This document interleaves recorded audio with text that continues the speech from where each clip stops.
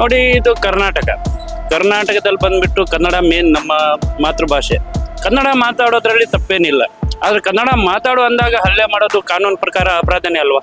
ಇದನ್ನೆಲ್ಲ ನೋಡುವಾಗ first of all ನಮ್ಮ ಗೌರ್ಮೆಂಟ್ ಸರಿಯಿಲ್ಲ ಅಂತ ಅನಿಸ್ತಾ ಇದೆ. ಕರ್ನಾಟಕದಲ್ಲಿ ಕನ್ನಡವೇ ಸಾರ್ವಭೌಮ, ಕನ್ನಡಿಗನೇ ಸಾರ್ವಭೌಮ. ಮೊದಲ ಆದ್ಯತೆ ಕನ್ನಡಕ್ಕೆ ಕೊಡಬೇಕಾಗ್ತದೆ. ಸರ್ಕಾರವೇ ಅವ್ರಿಗೆ ಏನು ಒಂದು ಅವ್ರ ಬಗ್ಗೆ ಮಾತಾಡೋದಿಲ್ಲ, ಅವ್ರಿಗೋಸ್ಕರ ಏನು ತಗೊಳ್ಳೋದಿಲ್ಲ ಆಕ್ಷನ್ ಅಂತ ಅಂದಮೇಲೆ ಕರ್ನಾಟಕದಲ್ಲಿ ಕನ್ನಡಿಗರಿಗೆ ಮೊದಲ ಆದ್ಯತೆ ಇಲ್ಲ.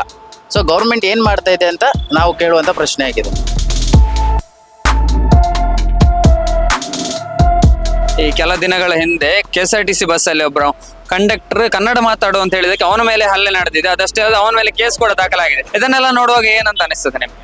ಇದನ್ನೆಲ್ಲ ನೋಡುವಾಗ ಫಸ್ಟ್ ಆಫ್ ಆಲ್ ನಮ್ಮ ಗೌರ್ಮೆಂಟ್ ಸರಿಯಿಲ್ಲ ಅಂತ ಅನಿಸ್ತಾ ಇದೆ. ಯಾಕಂದ್ರೆ ಗೌರ್ಮೆಂಟ್ ಒಬ್ಬ ಇಲ್ಲಿ ಕರ್ನಾಟಕದಲ್ಲಿ ಕನ್ನಡವೇ ಸಾರ್ವಭೌಮ, ಕನ್ನಡಿಗನೇ ಸಾರ್ವಭೌಮ. ಮೊದಲ ಆದ್ಯತೆ ಕನ್ನಡಕ್ಕೆ ಕೊಡಬೇಕಾಗ್ತದೆ. ಸೊ ಒಬ್ಬ ಕಂಡಕ್ಟರ್ಗೆ ಹಲ್ಲೆ ಆಗಿದೆ ಅಂತ ಅಂದಮೇಲೆ ಇದನ್ನ ಗೌರ್ಮೆಂಟ್ ಎಚ್ಚೆತ್ಕೊಳ್ಬೇಕು. ಅದಕ್ಕೆ ಏನೇನು ಮಾಡಬೇಕು ಅಂತ. ಯಾಕಂದ್ರೆ ಒಬ್ಬ ಕಂಡಕ್ಟರ್ ಕೂಡ ಒಂದು ಗೌರ್ಮೆಂಟ್ ಅಲ್ಲಿ ಕೆಲಸ ಮಾಡುವಂತ ಒಂದು ಏನ್ ಹೇಳ್ತಾರೆ ಅದಕ್ಕೆ, ಉದ್ಯೋಗಿ ಆಗಿರ್ತಾರೆ.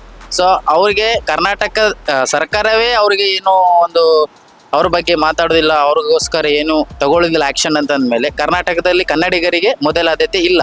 ಸೊ ಗೌರ್ಮೆಂಟ್ ಏನು ಮಾಡ್ತಾ ಇದೆ ಅಂತ ನಾವು ಕೇಳುವಂಥ ಪ್ರಶ್ನೆ ಆಗಿದೆ.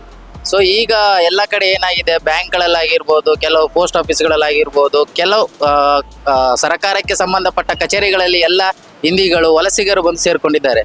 ಸೊ ಕರ್ನಾಟಕದಲ್ಲಿ ಕನ್ನಡಿಗನೇ ಸಾರ್ವಭೌಮ ಆಗ್ಬೇಕಂದ್ರೆ ಮೊದಲ ಆದ್ಯತೆ ಕನ್ನಡಿಗರಿಗೆ ಇರಬೇಕು ಎಲ್ಲದರಲ್ಲೂ. ನೋಡಿ, ಇದು ಕರ್ನಾಟಕದಲ್ಲಿ ಬಂದ್ಬಿಟ್ಟು ಕನ್ನಡ ಮೇನ್ ನಮ್ಮ ಮಾತೃಭಾಷೆ. ಕನ್ನಡ ಮಾತಾಡೋದ್ರಲ್ಲಿ ತಪ್ಪೇನಿಲ್ಲ. ಆದ್ರೆ ಕನ್ನಡ ಮಾತಾಡು ಅಂದಾಗ ಹಲ್ಲೆ ಮಾಡೋದು ಕಾನೂನು ಪ್ರಕಾರ ಅಪರಾಧನೇ ಅಲ್ವಾ? ಯಾರಾದ್ರೂ ಆಗಲಿ, ಇವತ್ತು ಭಾರತೀಯನ್ ಸಿಟಿಜನ್ ಅಂದಮೇಲೆ ಕನ್ನಡ ಕರ್ನಾಟಕದಲ್ಲಿ ಬೇಕಾದ್ರೆ ಕನ್ನಡನೇ ಮಾತಾಡಬೇಕು.